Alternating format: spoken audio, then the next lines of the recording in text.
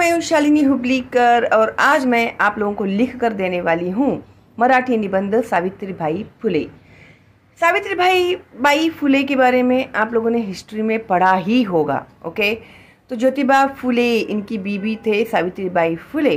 तो उनका क्या क्या जर्नी था उसके बारे में हम लोग आज इस ऐसे में मैं आपको स्पेशली लिखते लिखते एक्सप्लेन करने वाली हूँ, क्योंकि ये जो है ना सावित्रीबाई फुले आप लोगों को एसएससी तक इनके बारे में आपको हिस्ट्री में भी आने वाला है, निबंध लेखन में भी आएगा, आप लोगों को मराठी में भी इनके बारे में लेसन्स आएंगे। तो अगर मैं आपको भी एक्सप्लेन कर दूंगी इनके बारे में तो आप लोगों को बेसिक जो है इनके लाइफ के बारे में सब कुछ पता हो जाएगा और मैं लिख लिख के बताऊंगी तो आपको किस तरह से लिखना है वो भी आपको समझ में आ जाएगा। ओके, तो आज है 10 मार्च और आज ही के दिन उनका देहांत हुआ था। वो पैदा हुए और उनकी मृत्यु तक का पूरा सफ़र आज हम लोग शॉर्टली लेने वाले हैं इस ऐसे में। ओके, और उन्होंने क्या क्या काम किए हैं औरतों के लिए उसके बारे में भी हम लोग पूरी जानकारी लेंगे।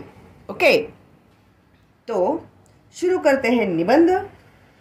अभी उनके बारे में खास क्या है, तो औरतों के लिए उन्होंने काम किया हुआ है। ठीक है, तो स्त्रियांच्या इतिहासात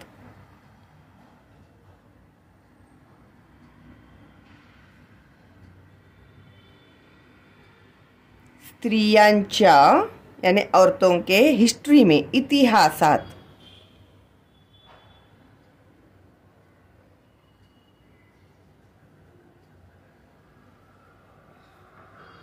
क्रांतिकारी बदल, रिवॉल्यूशनरी चेंज,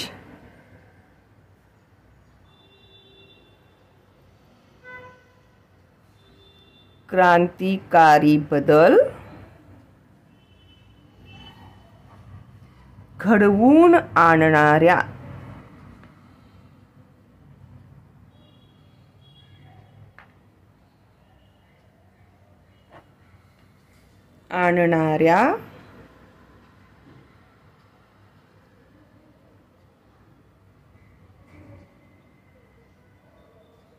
औरतों के लाइफ में रिवॉल्यूशनरी चेंजेस लाने वाले।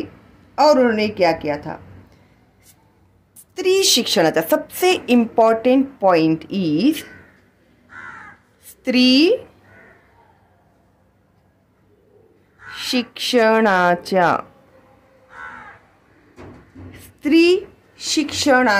मीन्स वुमेन एज्युकेशन, स्त्री शिक्षणाच्या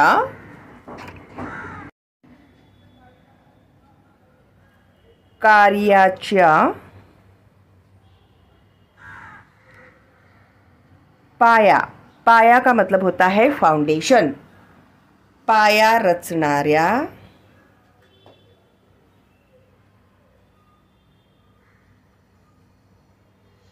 स्त्री शिक्षणाच्या कार्याच्या स्त्री शिक्षणाच्या कार्याचा पाया रचणाऱ्या, कार्याचा पाया रचणाऱ्या। देन और आप लोगों को पता है ना वो फर्स्ट लेडी टीचर थी। ठीक है, और भारतातील पहिल्या स्त्री शिक्षिका,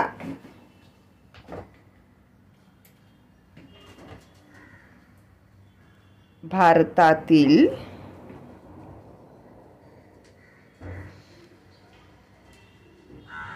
पहिल्या मीन्स फर्स्ट, भारतातील पहिल्या स्त्री शिक्षिका।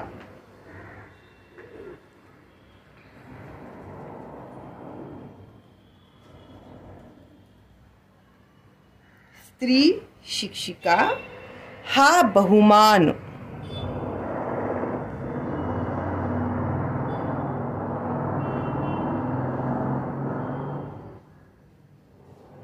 पटकावणाऱ्या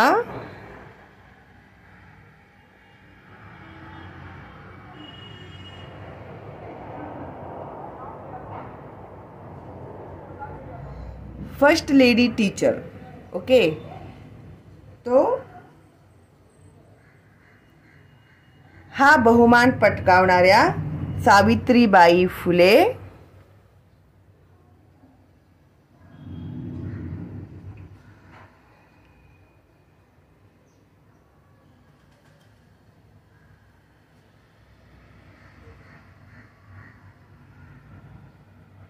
सावित्रीबाई फुले यांचा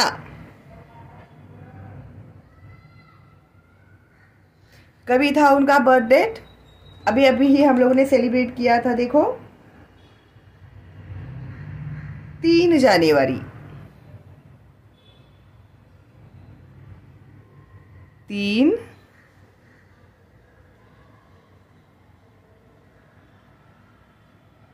जनवरी 1831 में उनका जन्म हुआ था, ठीक है। लेकिन अभी एज पर सेंटेंस 3 जानेवारी हा जन्म दिवस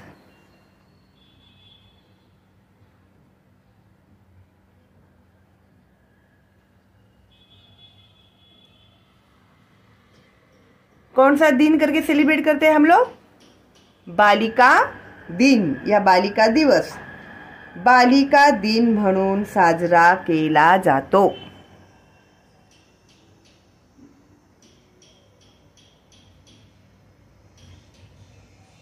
बालिका दिन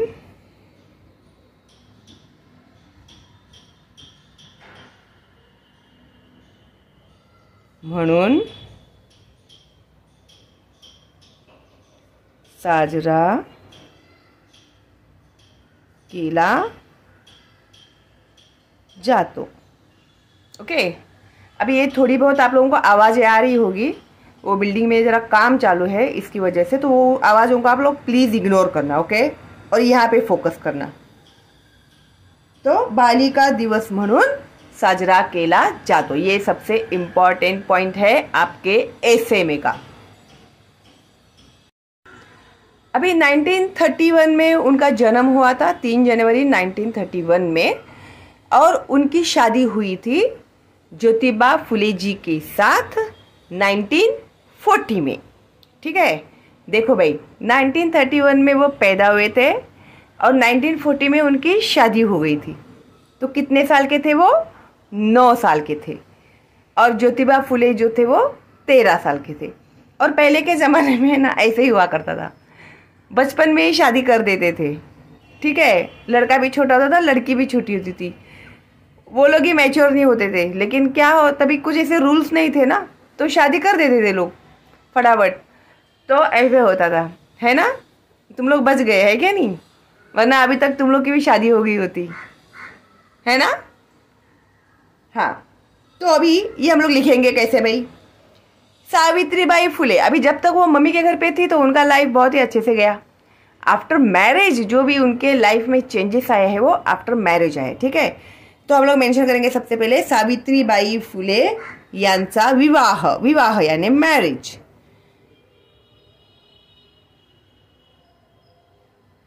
सावित्रीबाई फुले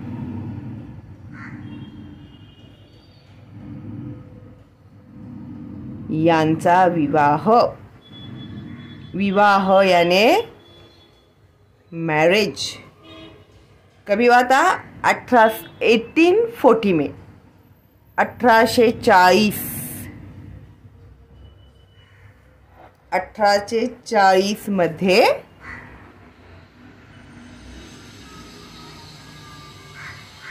थोर समाजसेवक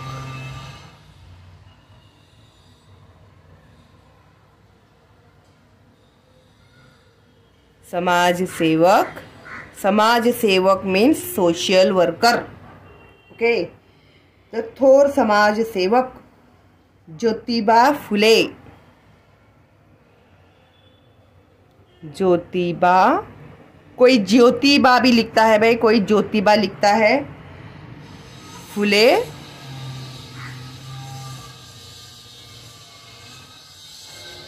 यांच्याशी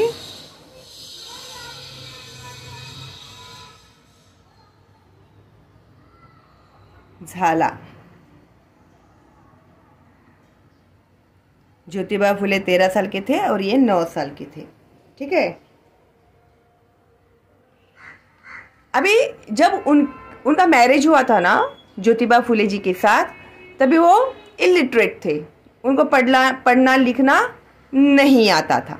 ओके, तो त्यावेळी, इन शॉर्ट हम लोग ऐसे लिखते हैं, त्यावेळी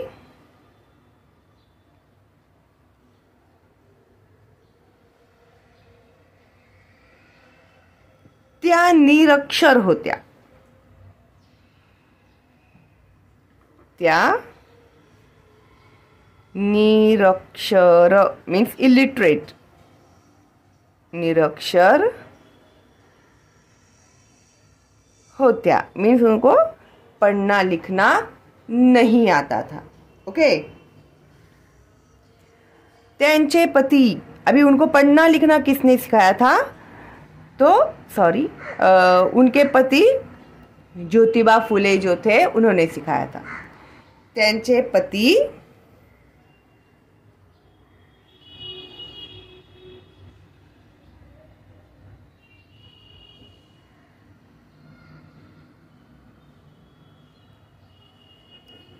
ज्योतिबा फुले यांनी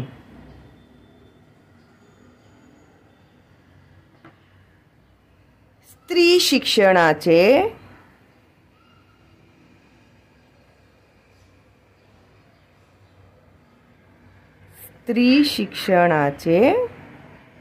अभी इतनी छोटी उम्र में ही ज्योतिबा फुले जो थे उनको विमेन के एजुकेशन के बारे में बहुत ज़्यादा अवेयरनेस था। हो सकता है कि बचपन में उन्होंने देखा होगा उनकी मम्मी के साथ, उनके बहनों के साथ, तभी जॉइंट फैमिलीज़ हुआ करती थी, तो उनकी जो बुआ है, उनकी जो मासी है, उन लोगों के साथ कितनी डिफ़िकल्टीज़ आती है उन लोगों को, तो उन लोगों के साथ कुछ ऐसी घटनाएं हुई रहेंगी जिस वजह से ज्योतिबा फुले इनके मन में ऐसा आया कि नहीं, औरतों को भी एजुकेट करना चाहिए। ठीक है। तर उनको इम्पोर्टेंस ऑफ वुमेन एजुकेशन के बारे में अवेयरनेस था। अभी कभी भी किसी भी चीज़ को अगर हमें आगे बढ़ाना होता है तो शुरुआत हमें करनी होती है अपने घर से, है ना। अभी घर में सब अनपढ़ है, हमारे घर की औरतें अनपढ़ है और हम गाँव भर बोलते फिरे सबको कि भाई पढ़ाओ अपनी बीवी को, अपनी बेटी को पढ़ाओ। ऐसे चलता है क्या? नहीं चलता। और उस समय में तो लोगों की मेंटालिटी इतनी बेकार होती थी औरतों के बारे में, तो अभी आपको धीरे धीरे आगे पता चलेगा, मैं जब जैसे जैसे मैं डिटेल में जाऊंगी तभी। ठीक है। तर स्त्री शिक्षणाचे महत्व मीन्स इम्पॉर्टन्स। तर त्यांचे पती ज्योतिबा फुले यांनी स्त्री शिक्षणाचे महत्व जाणले होते।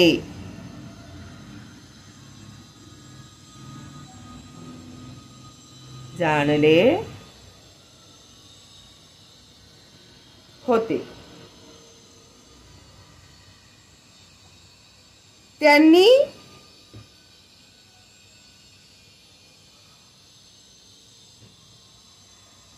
स्वतः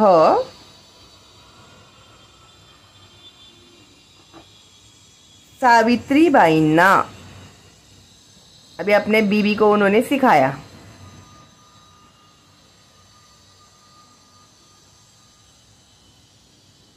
सावित्रीबाईंना लिहायला मीन्स राइटिंग, लिहायला आणि लिहायला वाचायला शिकवले। आणि मत लिखना, लिहायला वाचायला मीन्स रीडिंग,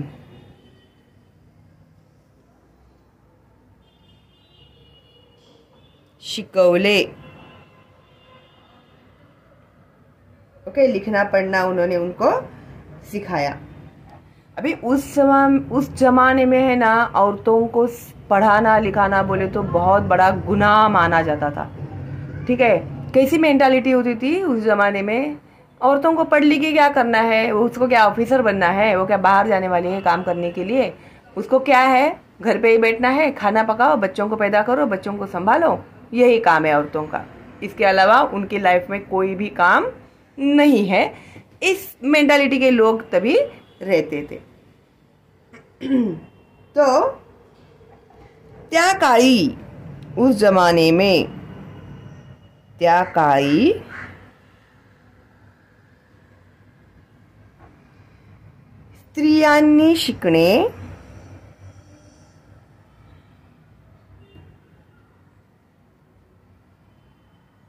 स्त्रियांनी शिकणे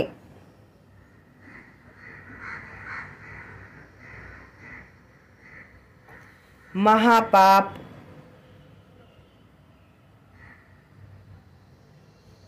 मानले जाई।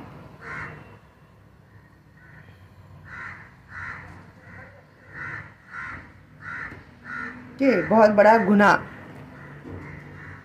पण जिद्दी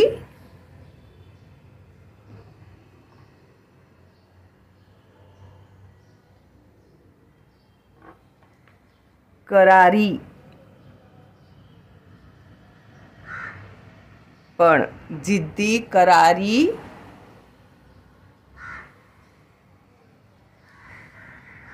सावित्रीबाईंनी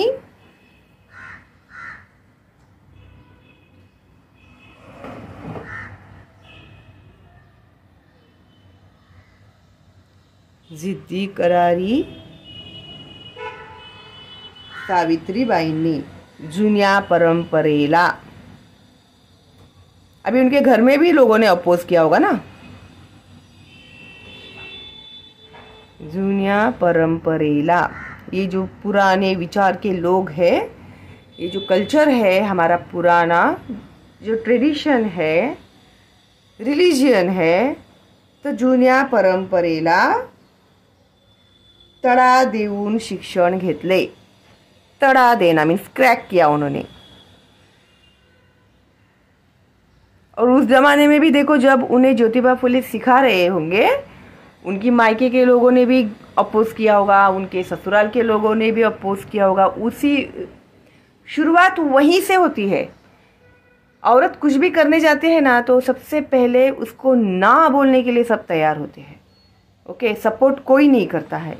तो ऐसे परिवार में जिद से सीखना, ओके, बहुत बड़ी बात होती है। ठीक है, तो परंपरेला तडा देऊन शिक्षण घेतले।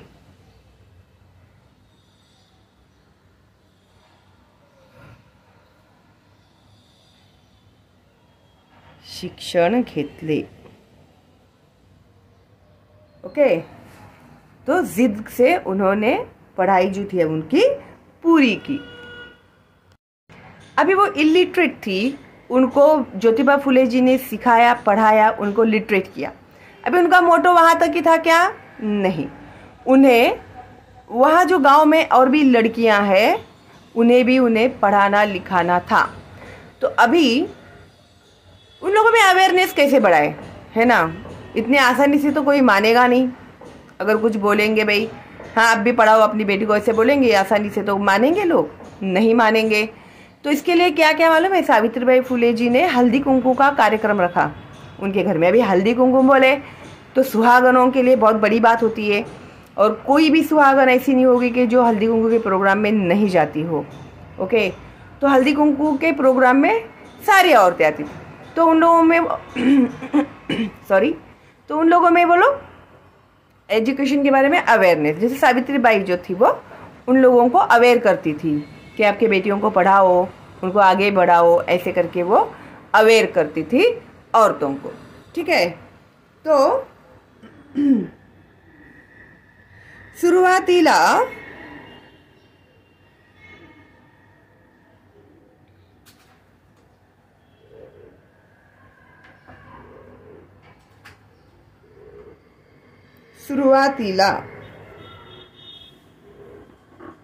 सावित्रीबाईंनी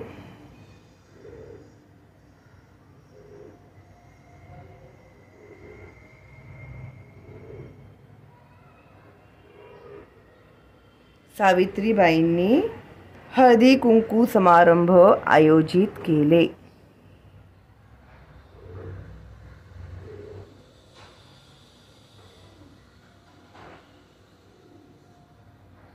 हर प्रोग्राम के पीछे कोई ना कोई हिस्ट्री होती है क्या नहीं? तो भाई हल्दी कुंकू में भी ये एक हिस्ट्री हमें अभी पता चली है ना. हळदी कुंकू समारंभ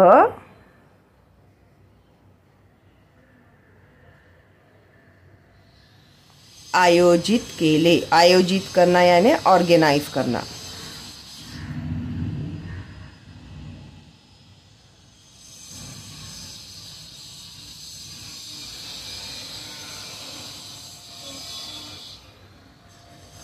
त्या निमित्ताने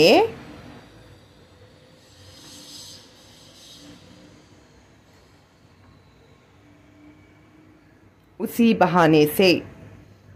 त्या निमित्ताने त्यांनी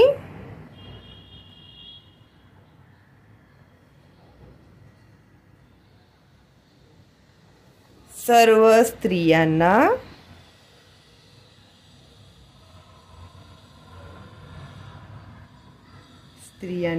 एकत्र आणण्याचा प्रयत्न केला.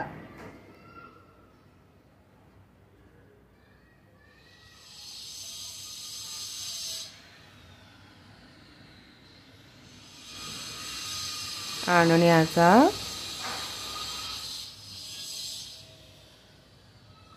प्रयत्न केला. अभी सबसे पहला जो लोगों ने स्कूल स्टार्ट किया था वो 1848 में था. Okay, first girls school start किया था उन्होंने पूना में. ईस्वी सन 1848 मध्ये भारतातील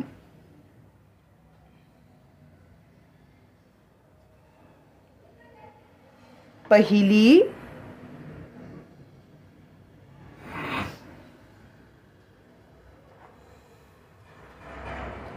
मुलींची शाळा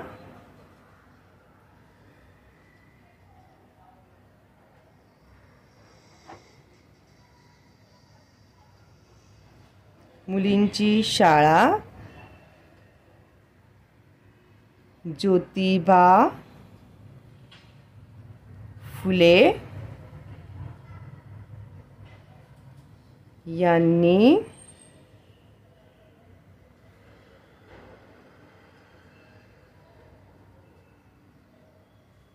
पुण्यात सुरू केली. ओके, एंड में मैं आपको पूरा पढ़ के भी बताऊंगी. ठीक है.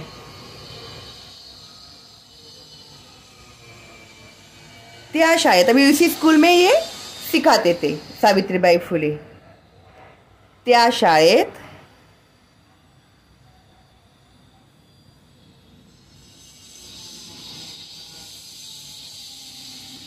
सावित्रीबाई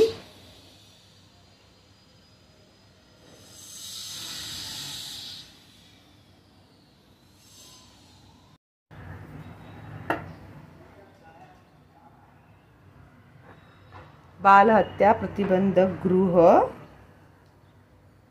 सुरू केले.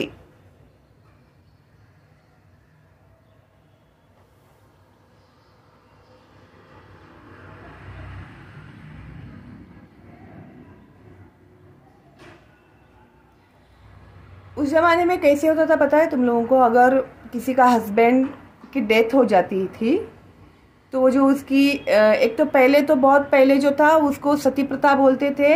हस्बैंड के साथ बीबी को भी जला देते थे जिंदा. बोलते अभी पति ही नहीं है तो उसको जी के क्या करना है, अभी वो किसके लिए जिएगी, उसके जीवन का सहारा ही मर गया. तो ऐसे करके ना उसको बेचारी को ज़बरदस्ती दुल्हन बना के उसको हस्बैंड के साथ जला दिया जाता था.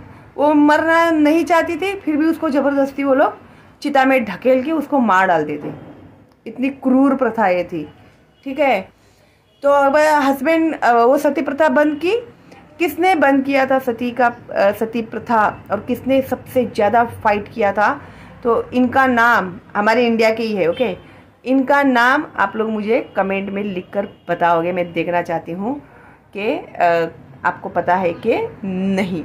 ठीक है, तो सती प्रथा किसने बंद की थी, ये इसका नाम तुम लोग बताओगे मुझे। ठीक है, तो जब ये सती प्रथा बंद हुई तो वो लोगों ने क्या किया, पति मर जाने के बाद फिर लड़कियों को टकलू कर देने का, फिर वो कलरफुल कपड़े नहीं पहनेगी, वो मेकअप नहीं करेगी, वो काजल नहीं लगाएगी, वो पूरा ऐसे टकलू होके उसके लिए एक अलग से कमरा बना दिया जाता था, वो भी अंधेरे कमरे में रहने का उसको। ठीक है, एक छोटा सा दिया जला हुआ रहता था और वो है ना अच्छा खाना भी नहीं खाने का, अच्छा खाने का भी उसको अलाउड नहीं था।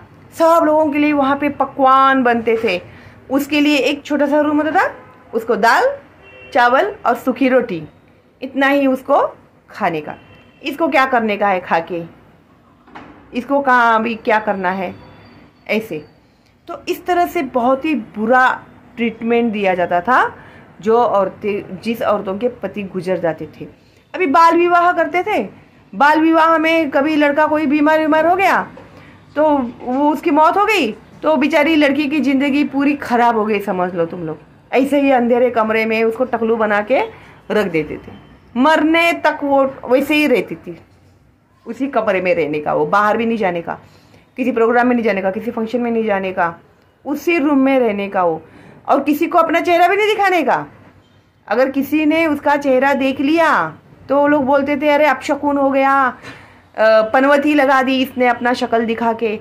इस तरह से बहुत ही बुरा बर्ताव किया जाता था विडोज के साथ। ठीक है, तो उनके लिए भी उन्होंने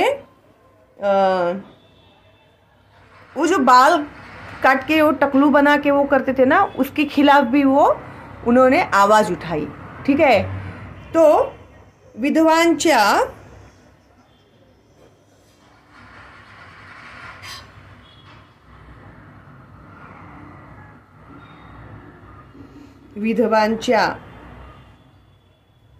केशवपनाला, देखो ये वाक्य जो है ना जरा बराबर से समझ लो। केशवपनाला,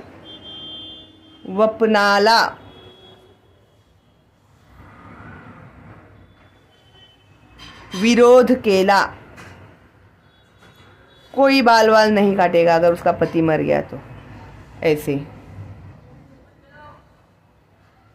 विरोध केला।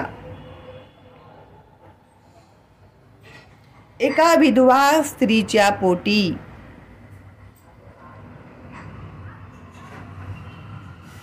एक विडो का जो बेटा था वो भी उन्होंने दत्तक ले लिया था। एका विधवा स्त्रीच्या पोटी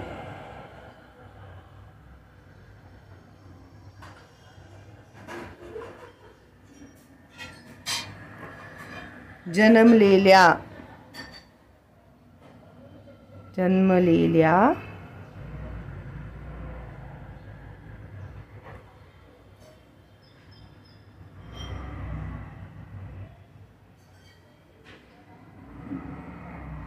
यशवंत, उस लड़के का नाम था यशवंत,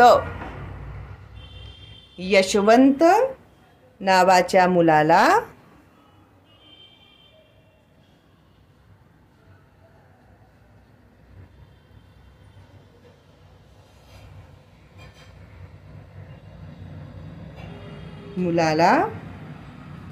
त्यांनी दत्तक घेतले।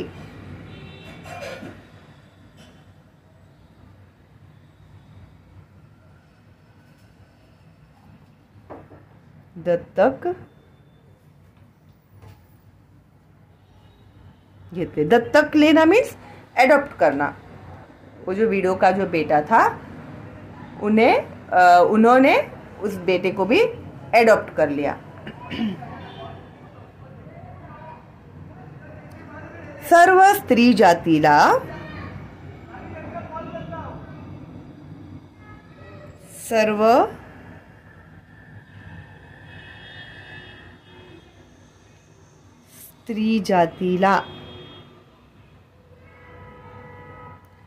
साक्षर व्हा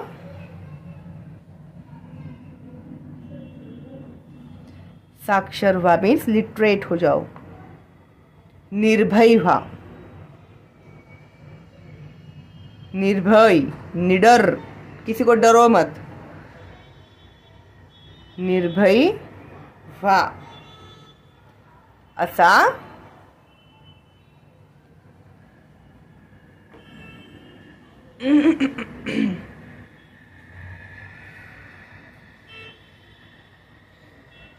संदेश दिला।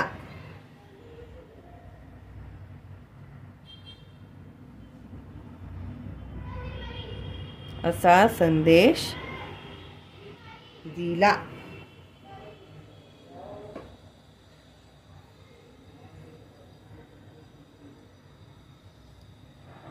इसवी सन 1896 मध्ये,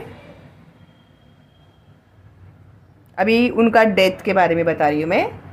1896 मध्ये पुण्यात दुष्काळ पडला। दुष्काळ मीन्स सुखा पडना।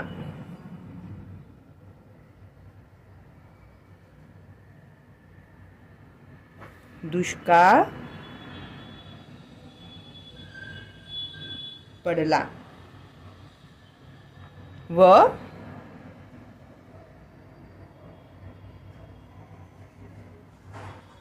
सर्वत्र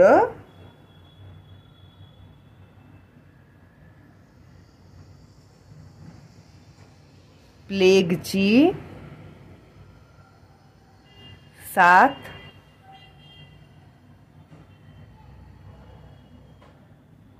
पसरली। अभी है ना, उस जमाने में ये एक बीमारी थी प्लेग नाम की। जैसे अभी ये कोविड था ना, पेंडेमिक होता है, प्लेग नाम की एक बीमारी थी जो चूहों के द्वारा फैलती थी, स्प्रेड होती थी। एक गांव में एक इंसान को प्लेग हो गया तो वो इतने जल्दी से पूरे गांव में वो फैलती थी। बीमारी चूहों के जरिए फैलती थी। हाँ, तो चूहे तो तुम लोग को पता है ना, किधर भी जाते हैं तो पूरे गांव के गांव मर जाते थे। प्लेग की वजह से ना पूरे गांव के गांव मर जाते थे और ना उसका इलाज भी नहीं होता था। तो जो जितने बच गए उस बीमारी में वो बच गए, जो मर गए वो गए। ऐसी वो बीमारी थी, खतरनाक बीमारी थी, बहुत पेंडेमिक था वो। पूरे गांव के गांव मर जाते थे उसमें। तो ये वाली जो बीमारी थी ये पूना में फैल गई थी, प्लेग की बीमारी। प्लेग झालेल्या, अभी जिन लोगों को प्लेग की बीमारी हुई थी तो वो उनकी सेवा करते थे। कौन? सावित्रीबाई फुले। प्लेग झालेल्या, जैसे अभी कोविड में कितने तो डॉक्टर, कितने तो नर्स वो मरीजों को ठीक करते करते उन लोगों को भी कोविड हो गया, उनके भी डेथ हो गए, उनकी फैमिली के लोगों का डेथ हो गया, है ना। तो इसी तरह से प्लेग झालेल्या रुग्णांची,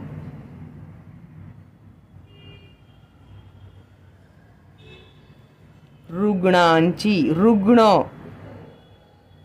मीन्स पेशंट, बीमार लोग, सेवा करताना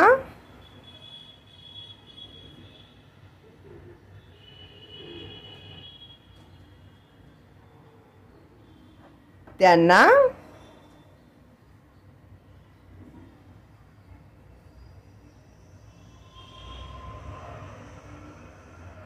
प्लेगची, हिस्ट्री के लेसन में तुम लोगों ने सुना होगा ये नाम, प्लेगची लागण होऊन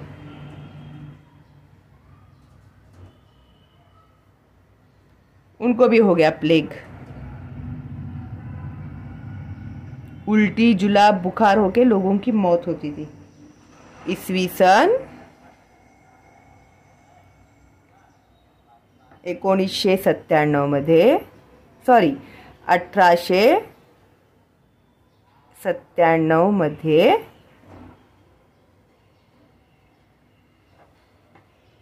त्यांचे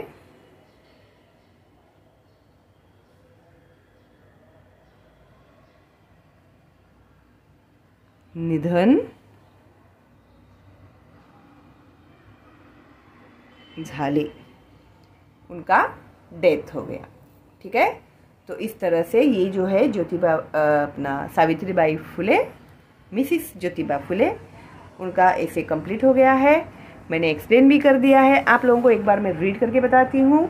ओके, और आई होप आपको अच्छे समझ में आया। ये अगर आप लोग आगे सोशियोलॉजी भी लेते हैं, हिस्ट्री लेते हैं पढ़ाई में, तो भी आपको ये काम में आने वाला है। ठीक है। मराठी निबंध सावित्रीबाई फुले।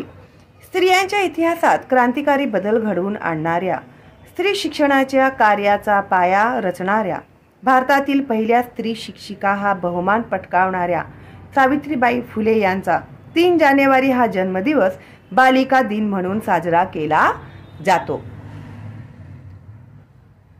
सावित्रीबाई फुले यांचा विवाह 1840 मध्ये थोर समाजसेवक ज्योतिबा फुले यांच्याशी झाला। त्यावेळी त्या निरक्षर होत्या। त्यांचे पती ज्योतिबा फुले यांनी स्त्री शिक्षणाचे महत्त्व जाणले होते। त्यांनी स्वतः सावित्रीबाईंना लिहायला वाचायला शिकवले। त्या काळी स्त्रियांनी शिकणे महापाप मानले जाई, पण जिद्दी करारी सावित्रीबाईंनी जुन्या परंपरेला तडा देऊन शिक्षण घेतले। सुरुवातीला सावित्रीबाईंनी हळदी कुंकू समारंभ आयोजित केले। त्या निमित्ताने त्यांनी सर्व स्त्रियांना एकत्र आणण्याचा प्रयत्न केला। इसवी सन 1848 मध्ये भारतातील पहिली मुलींची शाळा ज्योतिबा फुले यांनी पुण्यात सुरू केली। त्या शाळेत सावित्रीबाई मुलींना शिकवू लागल्या। त्या काळात स्त्रियांना शिक्षण देण्यास समाजाचा कडाडून विरोध होता। स्त्रियांना त्या शिकवतात म्हणून त्यांनी त्यांच्यावर दगड, शेण फेकले, त्यांची निंदा नालस्ती केली, तरीही त्या डगमगल्या नाहीत। 15 मे 1848 मध्ये पुण्यातील हरिजनांच्या मुलामुलींसाठी शाळा काढून फुले दाम्पत्याने क्रांतीचा पुढचा टप्पा गाठला। सावित्रीबाई फुलेंनी ज्योतिबा फुले यांच्या मृत्यूनंतरही आपले समाज सुधारणेचे कार्य चालूच ठेवले। त्यांनी दीनदुबळ्यांना, शेतमजुरांना, अनाथांना, विधवांना आधार दिला। उपेक्षितांच्या जीवनात चैतन्य निर्माण केले। त्यांनी बालविवाहाविरुद्ध आवाज उठवला। बालहत्या प्रतिबंधक गृह सुरू केले। विधवांच्या केशवपणाला विरोध केला। एका विधवा स्त्रीच्या पोटी जन्मलेल्या यशवंत नावाच्या मुलाला त्यांनी दत्तक घेतले। सर्व स्त्री जातीला साक्षर व्हा, निर्भय व्हा असा संदेश दिला। इसवी सन 1896 मध्ये पुण्यात दुष्काळ पडला व सर्वत्र प्लेगची साथ पसरली। प्लेग झालेल्या रुग्णांची सेवा करताना त्यांना प्लेगची लागण होऊन इसवी सन 1897 मध्ये त्यांचे निधन झाले। ओके, तो चलो देन, एक लाइक तो बनता ही है मेरे लिए। कोई डाउट है आप लोग को तो कमेंट में पूछिएगा, कोई डाउट नहीं है तो एक थैंक्स तो बनता ही है मेरे लिए। फ्री है मेरा ये चैनल, तो ज़्यादा से ज़्यादा फॉरवर्ड कीजिएगा अपने दोस्तों को, रिलेटिव्स को, ताकि उनका भी फ़ायदा हो। ठीक है, चलो देन, आप लोगों के एग्ज़ाम्स आ रहे हैं नज़दीक।